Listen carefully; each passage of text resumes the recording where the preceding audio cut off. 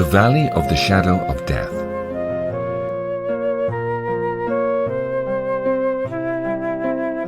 Now at the end of the Valley of Humiliation was the Valley of the Shadow of Death. Christian needed to go through it because it was the only way to the celestial city. Now, this valley was a very solitary place.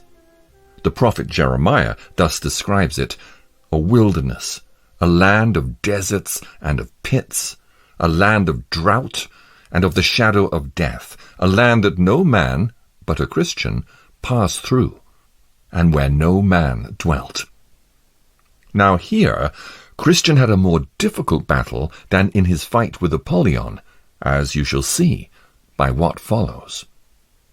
I saw then in my dream, when Christian came to the borders of the valley of the shadow of death, that two men hurrying back met him. They were children of those who brought back an evil report of the good land of Canaan. Christian then questioned as follows: Christian, where are you going? They cried, Back! Back! And if you prize either peace or life, then you will turn back also. Why? What's the matter? Christian wondered. Matter? They exclaimed. We were going the same way as you are now travelling, and went as far as we dared.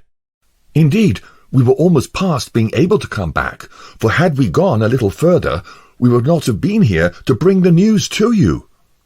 Christian, but what have you met with? Men, why, we were almost in the valley of the shadow of death.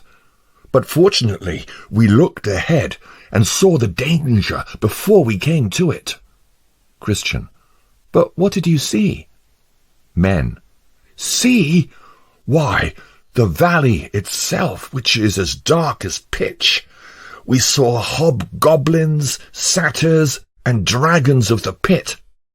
We also heard a continual howling and yelling like people under unutterable misery who sat bound in affliction and chains. And over that valley hangs the discouraging clouds of confusion. Death always spreads his wings over it. In a word, it is in every way dreadful and utterly chaotic.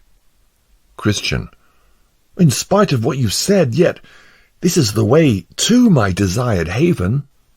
Men, though it's your way, we will certainly not choose it for ours.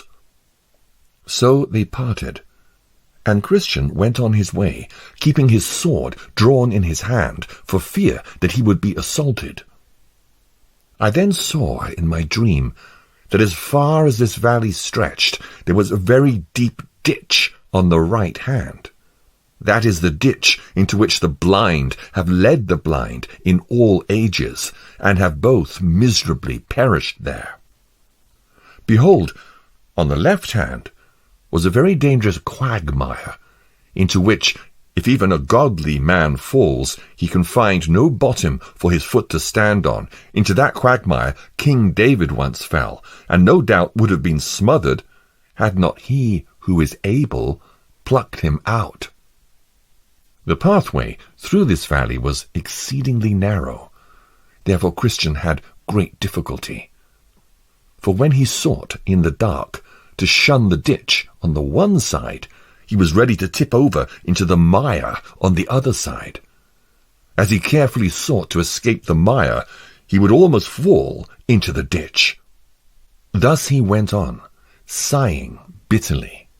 For besides the dangers mentioned above, the pathway was so dark that often, when he lifted his foot to step forward, he did not know where or upon what he would set it next.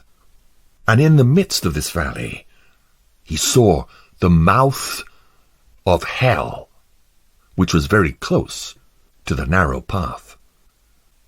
Now, thought Christian, what shall I do?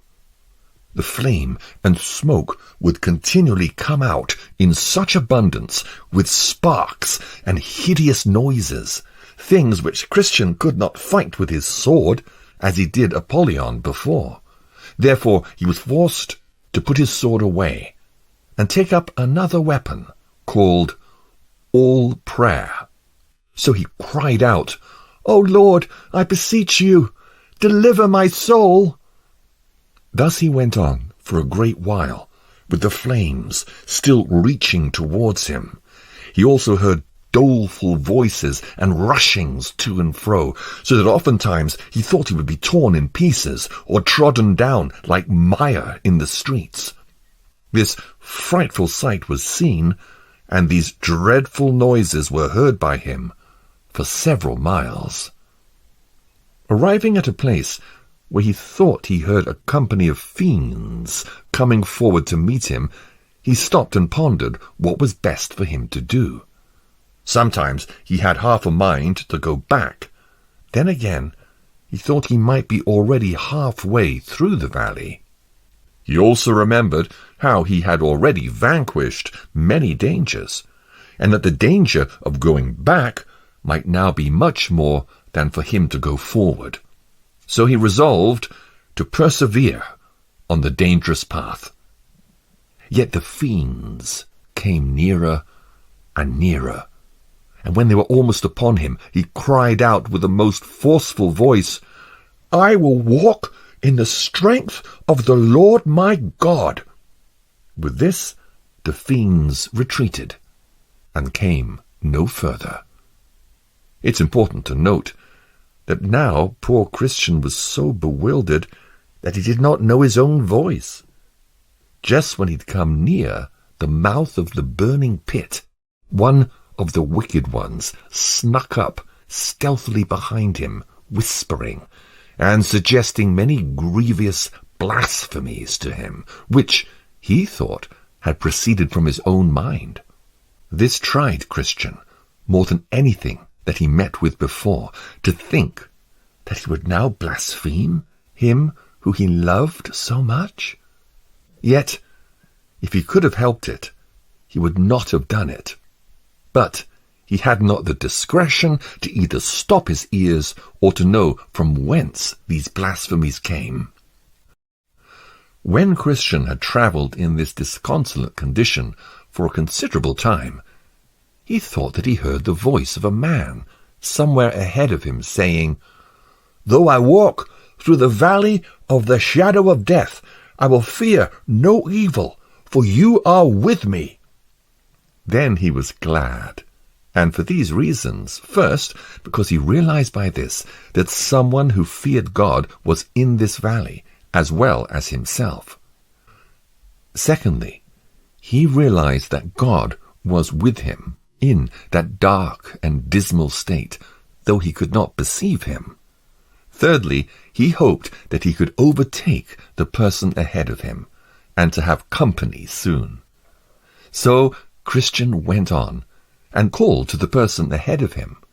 But that person did not know what to answer, for he also thought that he was alone.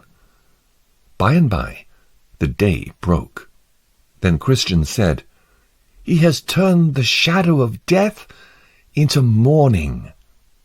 Morning having come, Christian looked back, not out of a desire to return, but to see by the light of the day what hazards he'd gone through in the dark. He saw more perfectly the ditch which was on the one hand and the quagmire which was on the other side. He also realized how narrow the way was which lay between them both. Now he saw the hobgoblins, satyrs, and dragons of the pit, but all were afar off, for during the day they did not come near. Yet they were revealed to him according to that which is written, "He reveals the deep things of darkness and brings deep shadows into the light." Now Christian was much affected with his deliverance from all the dangers of his solitary way. These dangers, though he feared them more before, yet he saw them more clearly now, because the light of the day made them conspicuous to him. Walking now in the daylight was another mercy to Christian, for though the first part of the valley of the shadow of death was dangerous, yet this second part, which he had yet to travel, was, if possible, far more dangerous. From the place where he now stood, even to the end of the valley, the whole way was so full of snares, traps, snags, nets, pitfalls, and entanglements that had it now been dark, as it was when he travelled the first part of the valley, though he had 1,000 lives, he still would have perished. But just now the sun was rising. Then Christian said, "His candle shines upon my head, and by his light I walk through darkness." In this light, therefore, he came to the end of the valley. Now I saw in my dream that at the end of this valley lay blood, bones, ashes, and mangled bodies of men, even of pilgrims who had previously gone this way. While I was pondering this, I spotted a cave a little ahead of Pilgrim, where 2 giants, Pope and Pagan, dwelt in olden times. By their power and tyranny, the men whose bones, blood, ashes, and mangled bodies which lay there had been cruelly put to death. But Christian went by this place without much danger, whereupon I was somewhat bewildered. I've learned since that Pagan has been dead for a long time. As for Pope, though he's still alive, he is, by reason of old age, and also of the many defeats which he met with in his younger days, has grown so deranged in mind and stiff in his joints that he can now do little more than sit in his cave's mouth, glaring at pilgrims as they go by, and biting his nails because he cannot get at them. So I saw that Christian went on his way. At the sight of the old man who sat in the mouth of the cave, he could not tell what to think, especially because Pope spoke to him, though he could not go after Christian, saying, "You will never mend until more of you are burned." But Christian was silent, and so went by without being harmed. Then Christian sang, "Oh, world of wonders, I can say no less, that I should be preserved in that distress that I have met with here. Oh, blessed be that hand that from it has delivered me. Dangers and darkness, devils, hell, and sin did compass me while I this valley was in. Yes, snares and pits and traps and nets did lie my path about, that worthless, foolish I might have been caught, entangled, and cast down. But since I live, let Jesus wear the crown."